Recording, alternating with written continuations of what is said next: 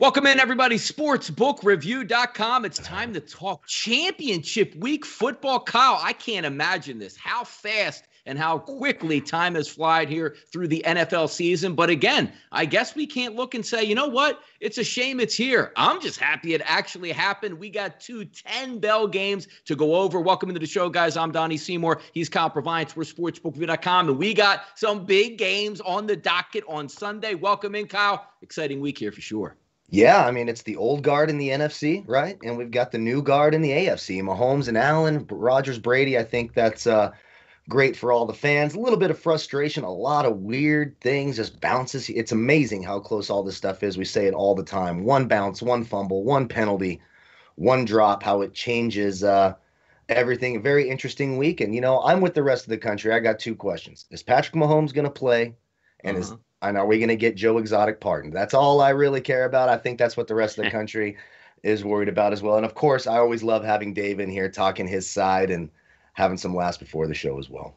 By the way, Kyle, I am going to be making a few fake phone calls here on the air once again, letting the people know out there what the thoughts are on Patrick Mahomes playing Sunday. So I'm going to give you a little bit of insight here a little bit later, but we're going to go over a couple things here. Dave is also here as well. So you know what? 79,000. It just rises every day. 400 people have subscribed here on our YouTube channel. It raises at least 150 to 200 people every day. That is a credit to you guys watching the channel, liking the content, and also subscribing and turning that notification bell on so you can come in here and say hello to us. Exactly what we like, because this show doesn't exist, this channel doesn't exist without your participations. And let's not wait any longer and bring in Dave Mason from betonline.ag. Dave, welcome into the show. Hey, thanks for having me, guys. Now, look, you know where we're going to start off today is because usually public takes a couple punches, a few uppercuts over the weekend, which my sides weren't actually as good as my prop bets. But the one thing is for sure, me and Kyle went head-to-head, Dave, on the game on Saturday between the Green Bay Packers and the Los Angeles Rams. Hell, I even took the worst number on the board at -7, and it didn't even matter. How about those sides, those teasers, those money line parlays, and straight wagers on Aaron Rodgers at home? One for the good guys, Dave. Yeah, no, that we started. That was a tough one to start out the weekend for us, without a doubt. I think 64% of the cash was on the Packers minus the points. Money line action, 85% of the money line action was on the Packers. Those chalk money line parlays that people love so much, and of course the teasers. That was the big one. I mean, that was the most teased game of the season by far. So without a doubt, the bettors got off to a good start, and those teasers are thankfully the Ravens didn't, because they were most of the teasers were linked up to the Ravens later that night. So we got a lot of that money back later in the night. Somehow, I don't know how. I have no idea. There's so many moving parts with all this stuff. Somehow we still won on Saturday. I really don't know how. I thought it was going to be a big fat red number, and we still did all right on Saturday. I think that's had a lot to do with it. There's two things. That those teasers, those hookups. Sure, the first leg won, but you're waiting for the second leg, and most of the second legs lost that night, or they carried over to the next day, so they weren't showing the red figure. The ones that carried over to Sunday weren't showing the red figure yet on Sunday morning. So no, that was definitely the best game of the weekend for the public, without a doubt. You know what's interesting about that game, too, as I watched it play out through the week, because, gamblers, we're taught to look at lines and try to read lines. That line had opened up at 7, basically on the opening gun. Monday and Tuesday hung around, Dave. It dropped to 6.5, and I'm trying to say, wait a second, what do they know that I don't know? Aaron Rodgers looks like he's going to be banged up. If he plays, he's probably not going to be 100%. Cooper Kupp, as the week led on, looked like he wasn't going to play and didn't play. And we also knew Jared Goff, not the greatest quarterback in the world, still 3 screws in his thumb. So even when Kyle and myself did the show on the closing line on Saturday, getting ready for this game, I was still comfortable with Green Bay, but I got to say, Dave, when I looked at it, you guys held really strong on those 6.5 and 7s, regardless of all the information coming out on the Rams, which wasn't really that good. Yeah, no, I mean, we did take some sharp action on the Rams, and sharps aren't always right? They're right 55% of the time on spread. So this is one of the times they weren't right, and they're way the hell off. And but we respect that sharp action. We maximize a game like that. Yeah, it definitely kicks us in the rear end a little bit by holding steady. But we got some. We did go to 7 for a bit. and we got some money back on buyback on the Rams. Like I said, by kickoff was about 64% of the money was on the Rams. That was over 70% the day before. So we definitely got some late money on the Rams. And it is what it is. But that's what we do. We take a side. We respect the sharp action. We take sharp action for a reason, man. It maximizes our profits over the long haul. Yes, it didn't work out that game, but there's plenty of examples where it does work out. Yeah, and you're welcome for my sharp action on the Rams. You're welcome for that. Great. Thank you, sir. Oh, man. And I'll tell you, if it wasn't for live betting this weekend, it would have been a bloodbath, as some people talked about in the chat box. But I read somewhere, and I can only imagine the amount of live betting action that happened in that Chiefs-Browns game after Mahomes went down. I read somewhere that game got as much live betting action after that injury as it did before the game. Was that the highest level of live betting you've seen during an injury, or are they just blowing that out of proportion? No, there was a ton. Absolutely.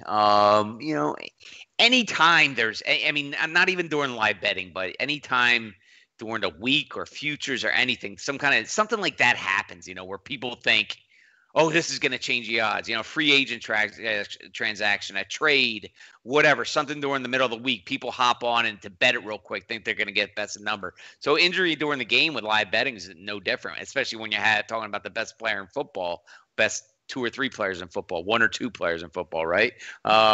One player in football, whatever. Yeah, he's the best. Yeah, exactly. Yeah. I mean, I'm just thinking Aaron Rodgers there might be MVP this year, but whatever, 1A, 1B, whatever. A guy that has such a huge influence on the point spread. When he goes down with something like that, wobbling all over the place, you're like, no way in hell this guy's going to come back with all the concussion protocols. It's not the old days where you smack him around on the sidelines and throw him back out there. He's done. So without a doubt, people are piling in and taking a lot of money on the other side, and the odds dropped, and with the Browns looked like they had a chance to backdoor win, and then it went the other way. Then Chad Henne did his best Patrick Mahomes impression and got the job done for KC. I'm always fascinated by that too, because even depending on, which books have sides and what odds came out, because when we're looking at it, it's such different than even 5, 6, 7 years ago when we're doing live game bets, because there's so many outlets and so many sports books, they all take it differently here. But just from your side of the table, we're taking a look at, let's just say Mahomes goes down and people are scrambling to get to their computers, which book they're going to use, who's actually have lines up. Some people as well had 11.5, some people had 8.5 going up. From your side, like the technicalities of it that go into it, because the one thing we like about BetOnline is you get the odds out fast. Talking about the beginning of the week. Hey, look, the games aren't over yet. Here's the odds that we're looking at for the next week's NFL Conference Championship games. But in game, it's pretty much your own prognosis on what you think is going to take place. You don't really have that time to say, hey, what are the other 35 books offshore doing at this time? Right. From your end of the spectrum, Dave, when it gets into a situation like that with live, specifically with an injury, is there like a shutoff that you guys use, or like a formula you come up with the line? Because who can quantify like when Mahomes comes down? Because the one thing we're banking on as well is when I look at it, hey, Mahomes isn't coming back. There's a good chance he runs off the field and one drive later, he's back on the field as well. How do you guys handle that? Well, we have some talented guys for one, especially in games especially in games like that, the volume like that, we have our A team, we have I don't even know, probably like 30 to 50 different live traders, and they're just trading so much stuff. But a game like this, we got our most seasoned veterans and they're awesome, man. A couple of those guys, they're just so quick. But we something like that, you shut the odds quick, see what's happening. It is, even though it's live, we can still lock the odds, and everybody locks the odds on something like that, and you put it back up. You come up with your number and put it back up and take bets, and it's no different than pregame bets. We have plenty of sharp action in the live betting software. So if sharps are betting it, we're going to respect their opinion. We're going to move accordingly, and we're going to move fast. That's the thing. These guys have got to be quick on the trigger. They got to move fast, or else you just get hit on so many different ways on all these live bettors. It's a great way to segue into the next thing that we're going to talk about, setting the line for the Chiefs and Bills, because, look, sometimes you can hide some of these or delay them through Monday or Tuesday, like a regular season game action. Hey, we've got 14 other games up. We'll worry about maybe the 15th game by Wednesday. We should have it. Most gamblers and bettors are so intrigued, and you guys, again, being first out on the market, you like to set that tone. How do you go against saying, he has the concussion. Does he not have a concussion? Should he be there? Is there a fail-safe, Dave? Do you have like certain limits that you put out earlier in the week? Because we do know if you're looking at a quarterback, whether it's Patrick Mahomes or Aaron Rodgers, they're probably going to tilt that point spread more than anybody, whether they're in or out. What's your prognosis going through, even opening up the line saying, hey, we can't put out a line here thinking we know Mahomes is in, let's just say -6.5 in the favorite for the Kansas City Chiefs. And you can't certainly put a line out saying, well, if Mahomes doesn't play, we're just going to go, Bills -2.5. How do you look at those games where an injury is so key, Dave? Yeah, I mean, you hit it nail on the head right there. It's the conference championships. We can't wait. We have to get it up there. We pride ourselves on opening the odds early. They have to go up. A lot of different things. Once again, you keep the limits down. You don't open them. Like even right now, we have the limits at, let's see, the spread, $10,000 on spread. Again, you can rebet that every 61 seconds for another 10 grand, but Buccaneers, Packers, that's $50,000. So, 10,000 is still a lot. I'm not betting that 10,000, but, we're still going to protect ourselves from the 50 grand bettors, the 25 grand bettors. Right. And if somebody hits that for 10 grand and they're sharp, then they can hit it again in our 61 seconds, but our guys will be on the case and they'll be moving that. So, it's just a guesstimate, it's almost kind of a meet in the middle right now. I mean, you mentioned what the spread. We opened it, the Bills opened.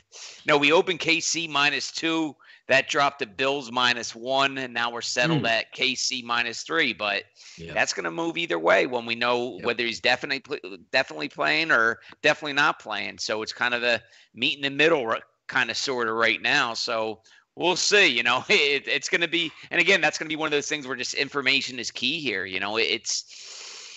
It's not like the old days where, they would just pop up on Don Best. Yeah, Patrick Mahomes is playing, and we're beating all the public to that information, or at least 99.9% of the people to the information. But now, with Twitter and everything, I mean, that's just going to spread like wildfire. And if we get beat by 5, 10, 15 seconds, that's tens of thousands of dollars that can come in on a spread that's going to move numerous points either way. So we got to be on the ball there. Sounds like the 10 or 15 seconds I took to propose to my ex-wife, and boom, you're out thousands of dollars. Just like that. There was no fail-safe. There was no fail-safe on that. Yeah. There's no fail-safe. Yeah, it's over. It's over. So, Chiefs Bills, can't wait for that game. And, just for my opinion early on, I do expect Mahomes to be fine and playing that game. But moving to the other game, I expect a lot of empty churches this Sunday. It's the early game. Rodgers, Brady, all the hype around it. How excited is this the matchup you wanted to see from not only just, from a bookie perspective, but from a fan perspective, all the hype around this game?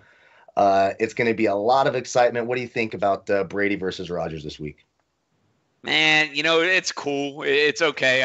I dig it from a business standpoint. Brady, Rodgers, from a business, and I mean, we still have that Buccaneers Super Bowl future out there. That's absolutely ridiculous how high our red number is there. People are piling in early on and at 33-1 and all that, 25-1. So we have a huge Buccaneers liability on the Super Bowl. So there's that. I'm kind of sick of Tom Brady. I don't want to do another. Well, how many times will Giselle be shown during the Super Bowl prop? I'm over that.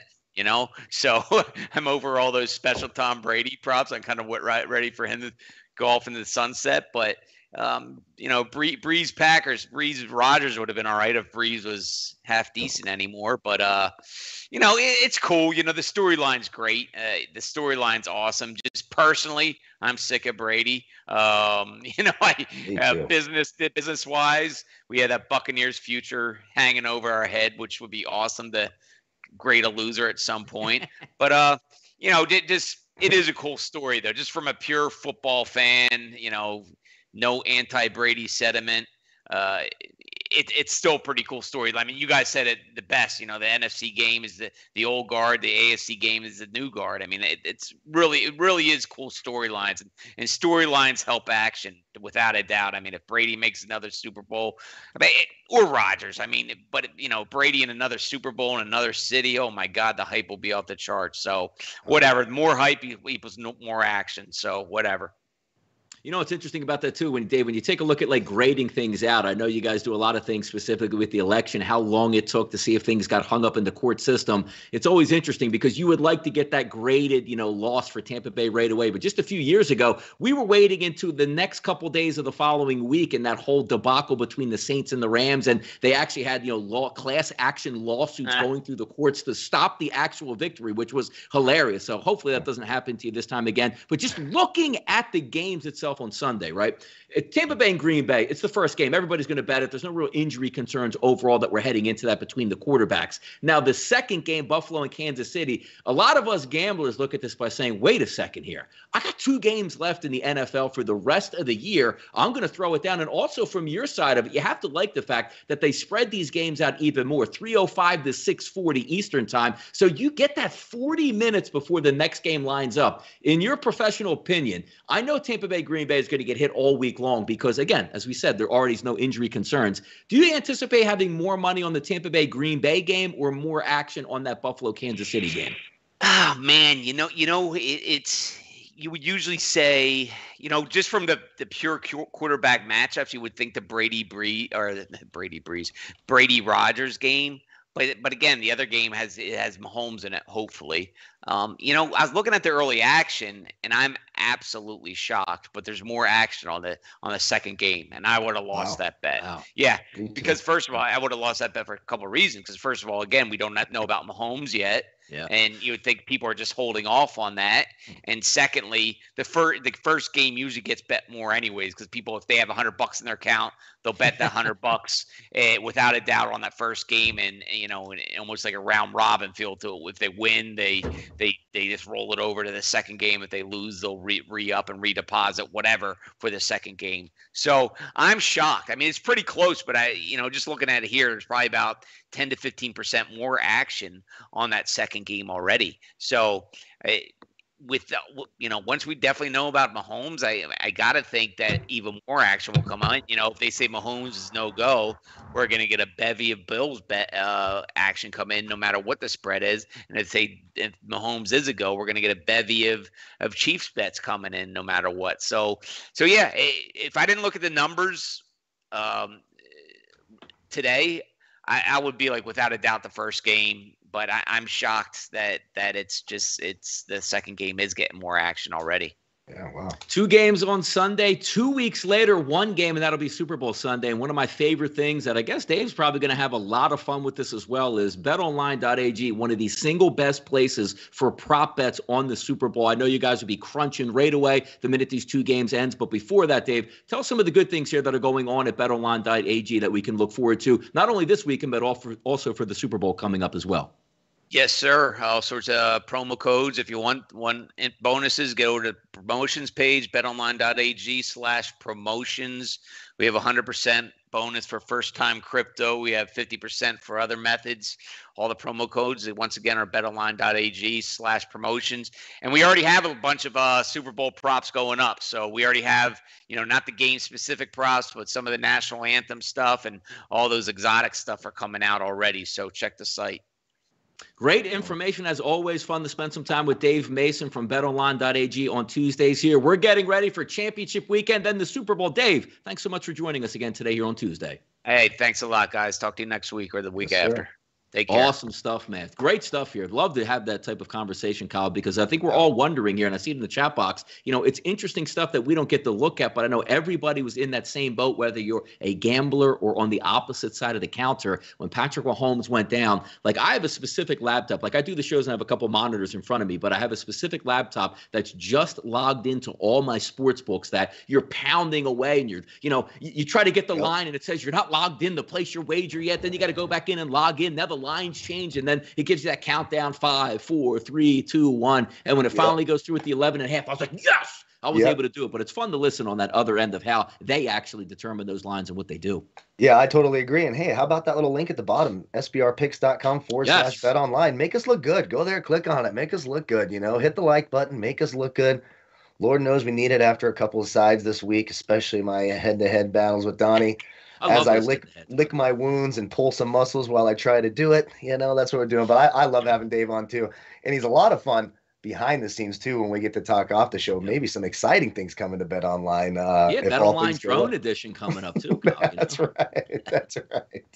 Nobody knows what we're talking about, but that's what's fun about the talks before the show here. Let's real quickly recap the divisional round and what we thought about those. Packers Rams, we talked about a little bit on the Sunday show, but just to put a bow in that game, Packers by far the better team. What was more interesting about this one is I actually thought the Rams on offense were a little bit better than I actually anticipated. But having said that, Lambeau Field, tough place to play. That is an extremely, extremely good Rams defense that Aaron Rodgers seemingly had no issues slowing it down, speeding it up, scoring, doing what he does. And how many times are we going to see him get a free play because he rushes to the line of scrimmage while two fat linemen are running off to the side of the field? Aaron Rodgers does it once again against an extremely good defense and puts up a lot of points there, Kyle. Yeah, I thought the Packers offense of the four teams remaining, playing this week, I thought the Packers offense was the best side of all the sides. I mean, you could argue the Bills defense was pretty damn good against Lamar Jackson as well, but that Packers offense looked good. One thing that really stands out, all four of the teams that lost this weekend had a chance to win that game or tie the game late in the fourth quarter. Little things here, fumbles, not picking up a fumble when they fumble, a penalty here, a drop ball here. That's what swung all these games this week. None of these games were, over in the fourth quarter, if you will. All these teams had a shot, but I was really impressed with the Packers offense against that Rams defense this week. No, you're right. And you talk about it's only a play or two that can change the entire, process of the game itself. Even when the Rams scored that touchdown before the half, I actually went upstairs to get something to eat because I thought it was halftime. And I hear down in my office, like the TV on and the crowd cheering. I'm like, what the hell are they cheering about? Like the Packers are on a drive. Like, you thought they would just take a knee or hand the football off and go to the locker room, but they pressed it, went downfield, and ended up kicking that field goal late, which was a big deal. Second game of the night, I was really disappointed in because it's funny because the biggest future I have is on the Buffalo Bills. So I'm technically cheering for them, but have that soft spot for the Ravens, just like the way they play football. Opening drive of the game, if you knew how a game was going to turn out, you just looked at that one and said, if Justin Tucker can't make field goals, it's a wrap. They were bad the rest of the game, but when you could see, like, they only got 3 points, they had so many quote-unquote scoring drives that didn't actually end up in points. Missed bomb, I'm talking guys not like, ooh, that was a close one like you had in the Super Bowl with Garoppolo, which I believe was Emmanuel Sanders, I want to say, in the Super Bowl, where he just didn't connect. Like, oh, that was a close one. You're talking about guys running 10 yards wide open down the field that didn't connect on it. Disappointing effort by the Ravens, but the Bills do what they do. I thought they were disrespected all week long with that short line. And at the end of the game, it proved true. Yeah, absolutely. And they had a great game plan. And you talked about it. 5 drives inside the Bills' 30-yard line, and they come away with 3 points. That tells you everything you need to know. And look, they were in it too. It was 10-3. Lamar throws that. If that's a touchdown, it's 10-10. Things have swung. Now all the pressure's on Josh Allen at home. Limited fans, I know, but all of that pressure from the city of Buffalo, things could have went a whole lot different there. But I loved Buffalo's game plan on defense. I thought Leslie Frazier called a perfect game. Lamar Jackson, when he throws the ball, you kind of saw the difference between having Lamar Jackson and Tom Brady. They're blitzing heavy from one side, forcing you to another side, and instead of being able to take advantage of it and throw behind that blitz, you ever have that electric football game when you were a kid, and when you wanted to throw it, you had to put the foam, impossible, and then you had to flick it, right, and the arm would flick. Like that's what Lamar Jackson looks like when he throws the football. There's no touch, no accuracy, so they were just unable to take advantage of all the stuff the Bills defense were giving them. Thought it was a great game plan by Buffalo, and outside of the Packers offense, I think you could say that Bills defense was probably the second most impressive side in terms of offense and defense over the weekend. It's going to be a lot of fun this game, especially if Mahomes can play. Bills Chiefs is going to be a lot of fun.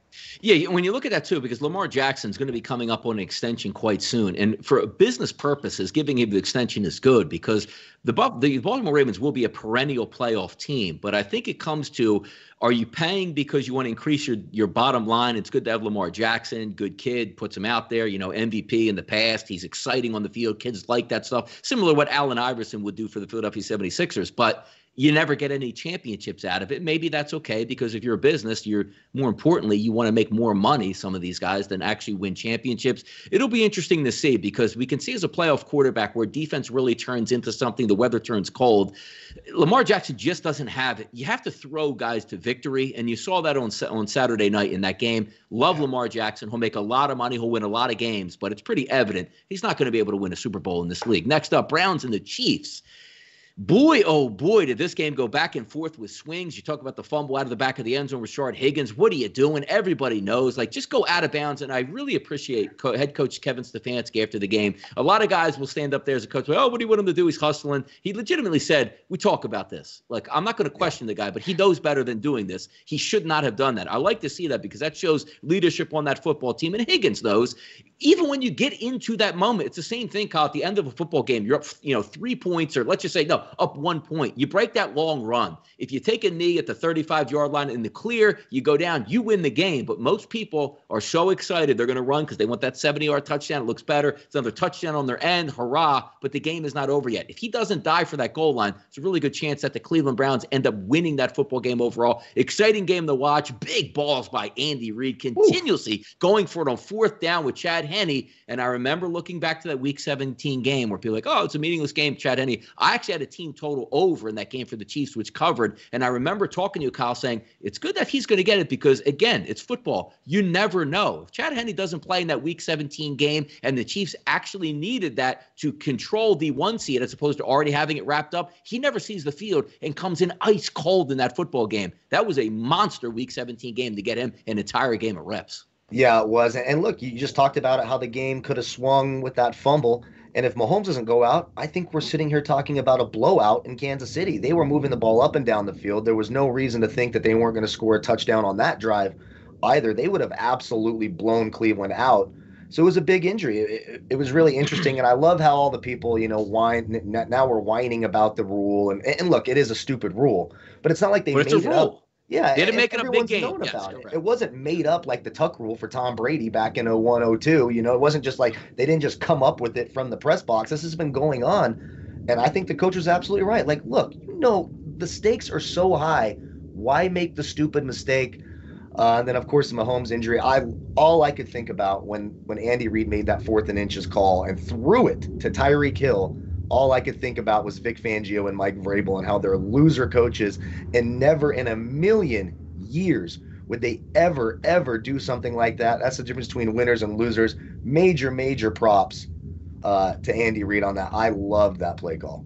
It's funny, too, the 3rd and long, where Henne actually runs and almost picks up the first down that even got to the 4th down play. He drops back to pass. And Big Red, what are you doing? Hand the football off, run the clock, and punt the football. If this is an incomplete pass, you're probably going to lose this game. Doesn't care. Hey, I got to get this first down. That's the only thing that matters to me. So kudos to him in that respect. Then the Bucs Saints in the night game on Sunday. Look, the narrative here, we're going to get to the championship game in just a few moments, championship game weekend games. But when you took a look at the Bucs, I think a lot is overgrown. I thought the Tampa Bay Bucs defense really played well in forcing turnovers. Maybe that was a lot of byproduct on the New Orleans Saints. But if Jared Cook, who fumbled in the first game in Tampa Bay inside the 5-yard line, didn't end up hurting him, they still blew him out, fumbles in the biggest moment of this game. If Anton Winfield just goes for the tackle of the big man and tackles him by the legs, it's a 1st down and 40 going in, up 7. They're probably going to score, at least get a field goal, and that completely flips the dynamic of that game. But I think also what we're getting away from in this also is taking a look at the Buccaneers in that game. Brady, oh my God, sensational, back. You think he was going to lose that game? Threw for 190 yards in that game. And in the last drive of the game where they picked up a couple runs, they don't even run for 100 yards overall. So you're taking a look at maybe 190 yards passing and 90 yards rushing. But the narrative was, boy, how good were they? They scored on drives of touchdown drives. 3 yards, 20 yards, and 40 yards, all because of turnovers. Not going to happen this week with Green Bay. So maybe a little bit of a grain of salt here. I didn't think the New Orleans Saints deserved to win because Drew Brees was horrible at throwing the football, particularly in the second half. But I'm not going to say that, boy, what a great win by Tampa Bay. I don't think it really was. No, by all accounts, really the Saints should have won that game by double digits. I mean, they were dominating the game. You had a touchdown, the best penalty. We talked about this before the show. The best penalty I've seen by any player all year was that tripping call on Jason Pierre-Paul early in the game because Kamara was gone for an 80-yard touchdown.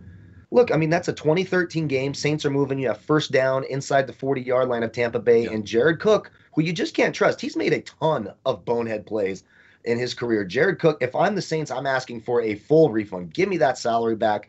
Get the hell off of our football team. Do not come back to this city, because he really did cost him. Now, did Drew Brees play well enough to win? No, he looked absolutely pathetic.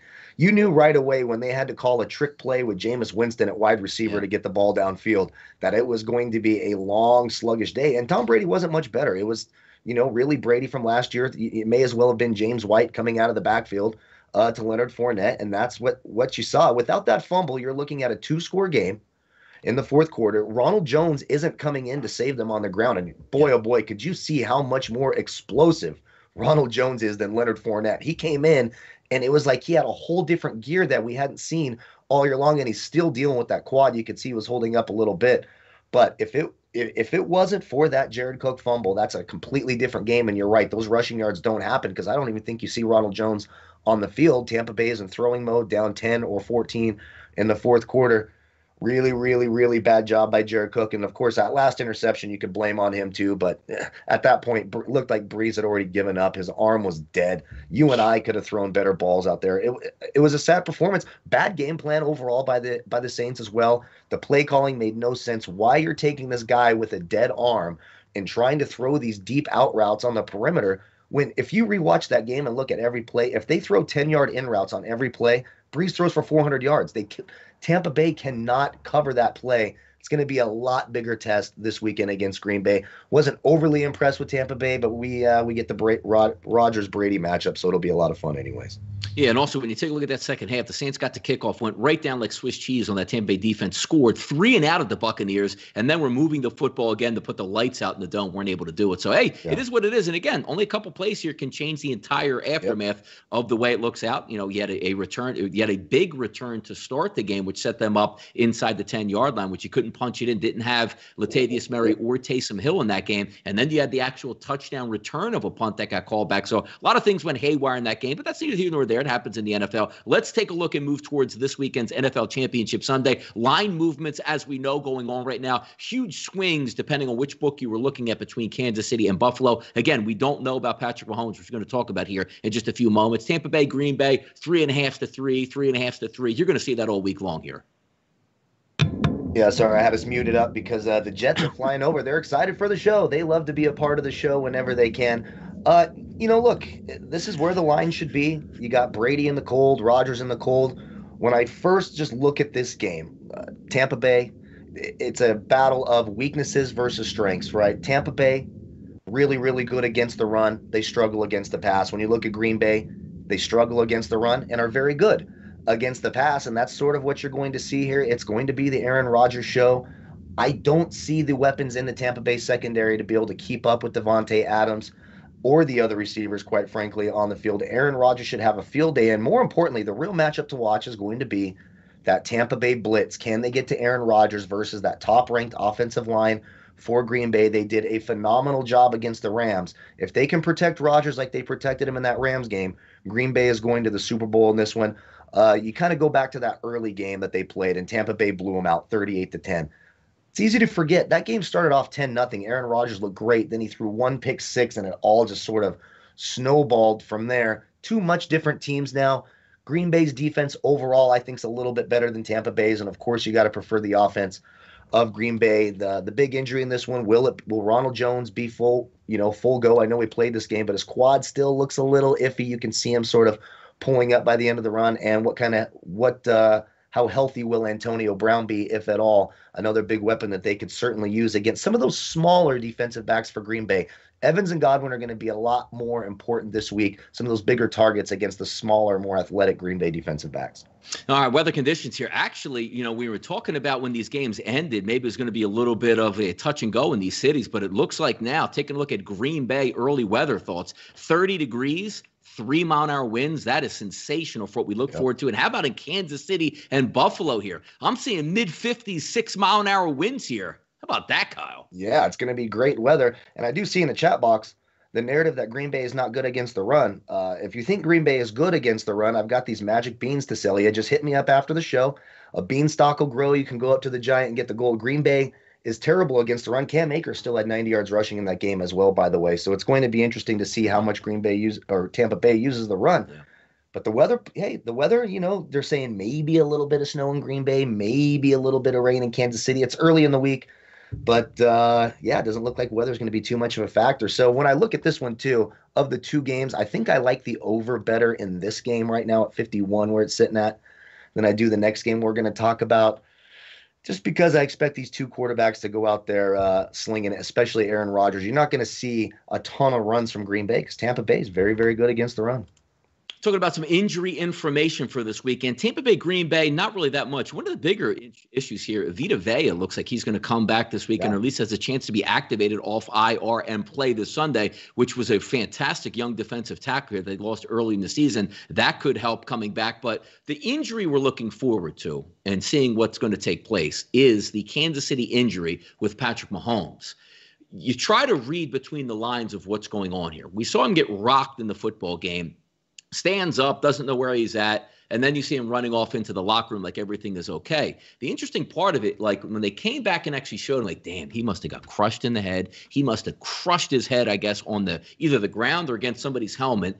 And I kept watching the tackle going, I didn't even see any helmet-to-helmet contact. What's going on here? So then the news comes out that he's in concussion protocol, which he's not coming back in that football game when he can't even walk off the field. Concussion or no concussion, it's what Roger Goodell looks at saying, what are the worst optics you can have? Running this guy back out of the tunnel 5 minutes later saying he's okay, and people going, no, wait a second. The dude looked like it's like a boxer that the ref comes in and says, oh, it's over, the fight's over. Then they go sit in their corner for 3 minutes, and they say, well, wait, he has a good, you know what, I think he might be okay. Let's let him box again. They would never let that happen. But now you're already seeing just after the game, clearing those hurdles. Monday cleared a lot bigger hurdles because the issue would be with concussions here is how quickly the clock actually starts. And what I mean by that is maybe if it's a real concussion Sunday night, you're not clearing any hurdles, which then delays it 24 hours into Monday. Maybe you get through one of the tests, but not the other one. So you're still in the protocol again Tuesday, but behind 1 day. It looks like the first 2 days, which are the most key, after the game Sunday, then on Monday. Tuesday, usually a rest day in the NFL. We'll see how it progresses on Wednesday. But even after the game ended, and I'm not a doctor,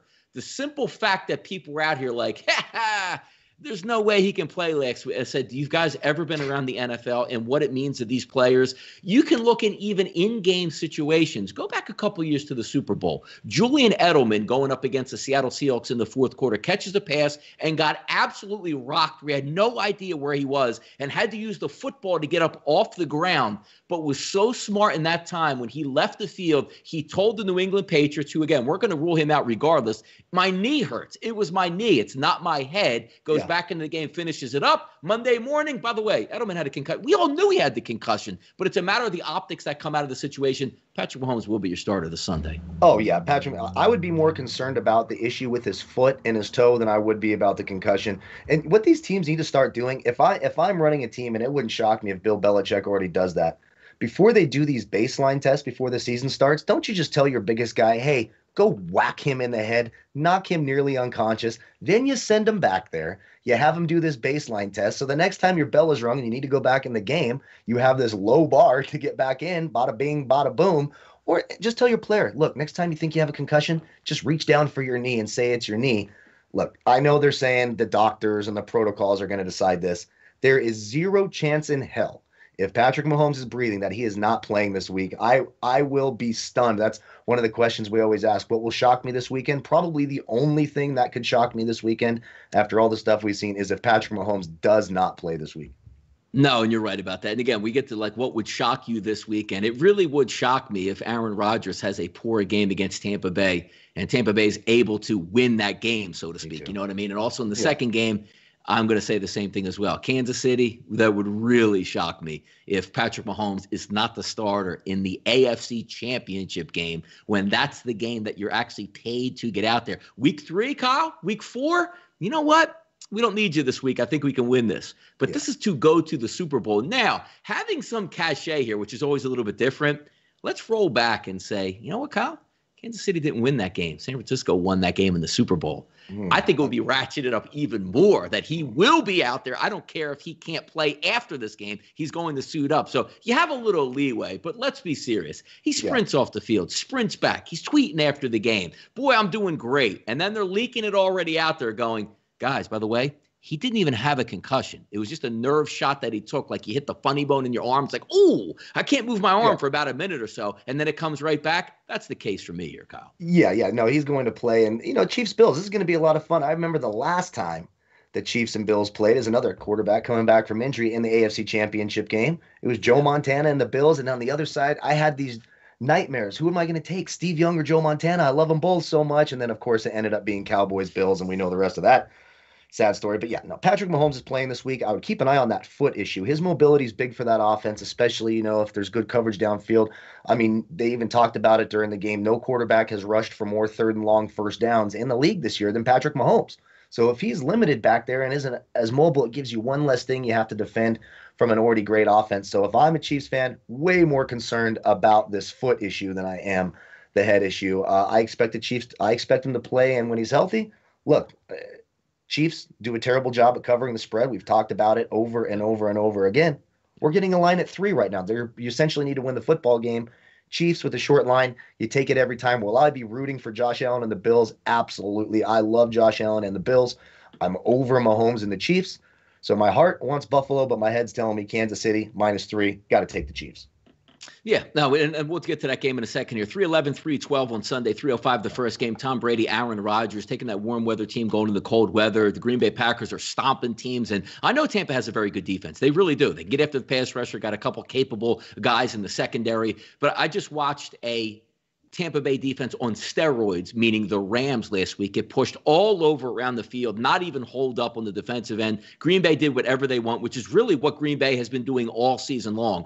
I don't think that's going to slow down in this game. So you take a look at the over-under 52s to 51s. Now, the one thing we can say is the Green Bay defense isn't all that it's cracked up to be. That was a pretty weak opponent last week in the Rams in a very slow-moving game that they were able to actually take their shots in their limited chances here. They don't have any dynamic wide receivers per se. Cooper Kupp was your best wide receiver. He was down. You also had a quarterback that almost had like that noodle. I mean, Jared Goff already does have a noodle arm, but now you throw into a little bit of cold weather with a thumb. I didn't think he was going to be able to perform all that well, and he really didn't, but they played a competent game. Now you're going to get Tom Brady. We'll see if Antonio Brown even makes it to the starting line, hurting his knee in that football game, which is a key injury here because he opens up a lot of the field out here. We take a look at the outside. Godwin, Mike Evans, 2 really good wide receivers. But the notion, again, that Brady, who was on fire down the stretch, I didn't think he played all that well. But you do have to give some credit to that Saints defense. They get pressure. The Saints defense is a much better defense than overall Green Bay. But if we're looking at the playoffs as a whole, if you just take the time, decompress, and say,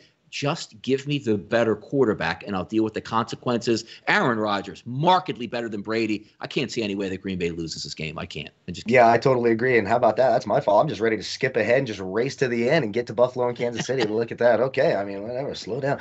No, you're absolutely right. Now, one key matchup, like we talked about, Green Bay struggled. Even Cam Akers, that running game for the Rams actually looked really good. The offense for the Rams looked better than the defense for the Rams looked. I was actually pretty impressed with how that Rams offense looked. Cam Akers nearly 100 yards rushing. Green Bay is going to struggle against the run. So if Tampa Bay lines up and gives the ball to Fournette and Ronald Jones 25, 30 times, they do have a shot in this game.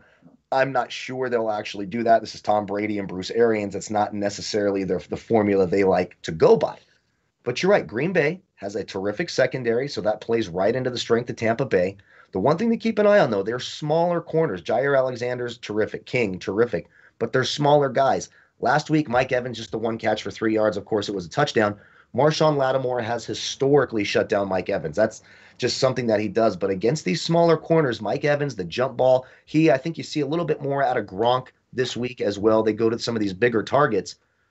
But then it comes back to Aaron Rodgers and Devontae Adams, and I just don't see anybody in that Tampa Bay secondary that can do anything against that passing attack for Green Bay. Throw that in with the best offensive line in terms of pass blocking in the league this year. At home, a little bit colder weather, shouldn't affect Tom Brady too much. Got to take Aaron Rodgers here. Nice short line. Seeing a couple 3.5s, but mostly 3. For me, it's the prevailing chalk this week.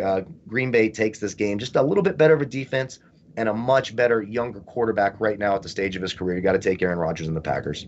Yeah, last two games that they played, the Green Bay Packers, two upper echelon defenses, Chicago and the Rams, and they cracked their head open like wig splitting style. And I don't think Tampa Bay is going to be able to slow them down because if you you can't play like, one-offs and trade quarterbacks. But if you put Aaron Rodgers on New Orleans this past weekend in that game, he needs to eviscerate Tampa Bay right off the field. But you can't do that, and you shouldn't do that. Tom Brady is the greatest quarterback to ever suit them up. But this Sunday, he's not even the better quarterback on the field.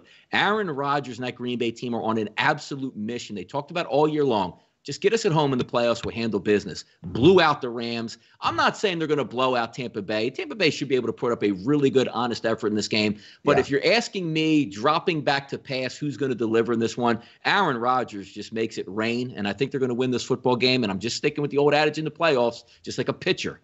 I'm taking the better quarterback, and I'll live with the consequences. Because if I wake up on Monday morning and Aaron Rodgers didn't play well, I'll tip my cap like, damn, Tampa Bay is good. But I anticipate one of those games again, 25 of 31, 325 yards, 3 touchdowns, and like, damn, he is that good out here. And I just don't see Brady because the issue comes down to when you're leveling up in competition, as I talk about it, you're not, speaking about Tampa Bay, you're not going on scoring drives because Aaron Rodgers stinks of 320 and 40 yards. You're going to have to go 75 yards against the Green Bay Packers every time if you want to punch it in the end zone. That's the difference here. Green Bay is a better team. I'm taking them. Yep, I completely agree. And again, I'm with you. I think this is a close game. This isn't going to be a runaway game. And I know a lot of people want to go back to that first game that they played. Again, Packers came out hot. They're up 10-0, and just everything just went wrong for Green Bay in that game. And at that time, that Tampa Bay secondary was playing much, much better than they are right now. That Tampa Bay secondary is not good. I know they caused some turnovers last week, but the fact remains the two worst corners in terms of matchup-wise who have been targeted and receptions that they've given up left on this slate are Sean Murphy-Bunting and Carlton Davis. I think it's a long day against these targets, especially if he can get Robert Tonyan, Marquez Valdez-Scantling, who we talked about being a nice little DFS option, turned out pretty well. Allen Lazard was terrific. If those guys are getting open, Devontae Adams should have 10-plus catches in this game because they don't have anybody who can guard him. Too much going right for Green Bay. Sort of an uphill battle here for Tampa Bay. We'll see if they lean on that running game a little bit more. I suspect they won't. I like Green Bay this week. I'll take the home team -3 in Lambeau Field. You know what's interesting, too, because when you take a look at that first game, which was 38-10 down in Tampa Bay, where I believe the Green Bay Packers got the 10-0 lead and got shellacked. But when you look at that, oh, my God, 38 points. Tom Brady threw for 166 yards in that ball game. So, again, we'll see what happens when it comes down the stretch here. But I do think that's the way to go. Let's look at the second game here, 3-13, 3-14. I put out a tweet earlier today, and I truly believe this. And it's all about Patrick Mahomes. If Patrick Mahomes plays in this game, I don't really care what the spread is. Kansas City's winning this game. They're going to win it because I'm not anticipating like a 9.5-point spread, 13.5 with the Chiefs routinely get. And we say, oh, they can't cover spreads. Yeah, look, I understand they can't cover spreads, but they're not asked to cover 1.5 or 2.5. It's usually 13.5 or 17, whatever the hell it was against Atlanta. Sure, NFL teams are just looking to win and move on. If Patrick Mahomes is playing, which means he is healthy, I'm not worried about the spread. Vice versa. Something comes out on Friday night or Saturday night, Patrick Mahomes isn't going to play. I don't care what the spread is. Buffalo's winning that football game. That's as simple to me as it is. Once we're confirmed who the quarterback is, I know exactly who I'm taking. A healthy Kansas City offense, which I also put out the tweet, which you try to find some binary issues in this game of how it can impact it. We talked last week. Clyde Edwards-Helaire in that offense. You say, well, why would you look at a rookie quarterback? It's explosiveness and what it gives you as an offense. Taking a look at the 13 games that he's played, Clyde Edwards-Helaire, 31 points per game the Kansas City Chiefs score. He sat out 4 games this year. They only scored 20.5 points. It matters. The screen plays are electric. The hand it off, juke 5 guys and pick up the extra 10 yards. They don't have that right now. If Edwards-Helaire is healthy along with Patrick Mahomes, they win this. So again, I'll say it. Patrick Mahomes plays, don't care what the spread is, Kansas City's winning this. Patrick Mahomes doesn't play, don't care what the spread is, Buffalo wins. Yeah, I really do think it's that simple. And if you look at, Darrell Williams was not bad in a complimentary role last week. That running game was actually pretty solid against Cleveland. And Buffalo struggles against the run.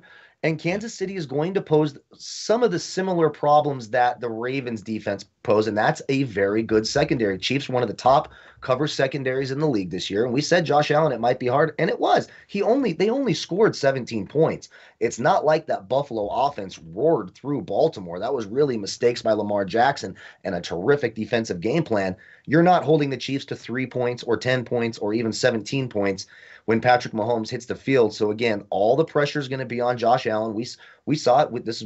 It was exactly what we thought it was going to be. Spread him out. The ball's in Josh Allen's hands, and he's going to have to win. A little bit more of a team game here with the Chiefs.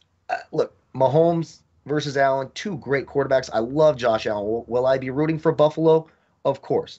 But a 3-point line, I'm not going against Kansas City in that scenario until proven otherwise. As long as Patrick Mahomes plays, he's by far the best player in the NFL. That offense can do whatever they want against whomever they want, whenever they want. So you got to like Kansas City at home in this game. And keep in mind, we saw this game earlier this year in what it could be similar conditions. They're talking maybe a little bit of rain, some colder-ish weather. We saw that game earlier this year. There was a little bit of wind and fog in that game as well. Yeah. Josh Allen looked terrible in that game. The Chiefs secondary matches up pretty good with the weapons of Buffalo. Nobody matches up with Tyreek Hill and Travis Kelce. I don't care how good you are. Uphill battle for the Bills if Mahomes plays. So early in the week, assuming Mahomes plays, I'm taking Kansas City. Yeah, Mahomes plays nice weather in here because, again, a lot is riding. It opened up at around 50, but we really don't know who the quarterback's going to be. It's up to 53 and 53.5 at most outlets. If we're getting 55 degrees and both of these quarterbacks come out to play, now it is the playoffs, so you do take it with a grain of salt. It's not all aerial salt, and they take, punting more and different play calls. We've seen that quite a bit here. Longer drives, 6-minute drives, 7-minute drives. I understand that. But that's going to be something interesting to look at as it plays out because Buffalo is an electric offense. And again, Buffalo is not built on let's run the ball and run the clock. They're built on big plays with a big armed quarterback who's athletic. You know who's built that same way, Kyle? Kansas City Chiefs. Moving it down the field, down in distance when Patrick Mahomes plays, it doesn't matter. Ooh, they're in 2nd and 20. That's one play to Travis Kelce over the middle where he's shaking off Denzel Ward, one of the better quarterbacks in the NFL, and gliding into the end zone. That offense will be electric. But also, I don't want this caught up and lost here because when you take a look at Kansas City, I think most things that come into play are this team stinks on defense. They're rested. They have a veteran play caller. If you're asking them to get defensive, they can. Like Cleveland has a really, really good offense, Kyle. Held them to 17 points in that game. You look back and forget the Chargers game where they benched all their starters. They played the Atlanta Falcons. They only gave up 14 points in that game. They can rise to the occasion when they're healthy and they're going to be at home. But it's simple to me in this game, which we'll wrap it up on Thursday as well when we really hit these games hard. It's just Mahomes. I get the clear conscience that Mahomes is going. I'm all over Kansas City. It's that simple. Yeah, for me too. And I guess one more thing, especially if you're trying to find a reason to back the Bills, keep an eye on that Bashaud Breeland situation too. He left the game, possible concussion. If he's for some reason out, he is a huge catalyst along with Tyrann Mathieu in that secondary. Bashaud Breeland, one of the better cover corners in the league. That secondary has been very, very good. We all know the weakness of that Chiefs defense is against the run. The Bills don't run the football. They have no running game to speak of outside of Josh Allen. Seems like it's going to be a little bit tough, and they did stop the run fairly decently against the Browns. I mean, the Browns had some openings there, and you're not going to completely stop that running game with those two running backs. The totals always make me nervous. I don't know if I can take, like I said, I think I prefer the 51 in the first game than the 53.5 in this game. Just need too much to go right. Will it shock me if both games go over? No, it won't. Will it shock me if they go under? No, it won't. For me, it's a real coin flip at this point. With those totals, you're not getting any real value there. So it might be something I wait and live bet or something like that. But 3 points, Mahomes healthy. I'm with you, taking the Chiefs. Yep, Josh Gillen, if you want to subscribe to my weather forecasting service and you're talking about 30 in the second game, I want you to wake up there because they're going to probably have some T-shirts on out there in the game of Kansas City as they're anticipating 55 degrees in that game with about 6-mile-an-hour winds, which is awesome. Thank you for that. Last weekend, we're looking at all these cold weather games and windy conditions. If you're going to give me about 30 degrees with light winds in Green Bay, that's as good as it gets there. 55 degrees in Kansas City anticipated as of today in that game. That is sensational weather. And that's just not one weather service doing that. That's a couple different outlets I'm looking at which are tracking the same thing in those games. So it should be a lot of fun to watch. and that's a good way to cap. But early in the week, it's fun talking about these, trying to shake it out to see exactly where we stand and where we can go into the future. So thank you for guys for spending your Tuesday with us. On Thursday, we will go over these two games with a fine-tooth comb, and then again on Sunday on the closing line. I've been having a lot of fun breaking down those prop bets, which we've been really doing well. We'll have a lot of those on Sunday during the closing line as well. If you're watching on a replay, thank you for doing that. Hit the thumbs up button, hit the subscribe button. Let's really ramp this thing up. We are on our way to 100,000 subscribers.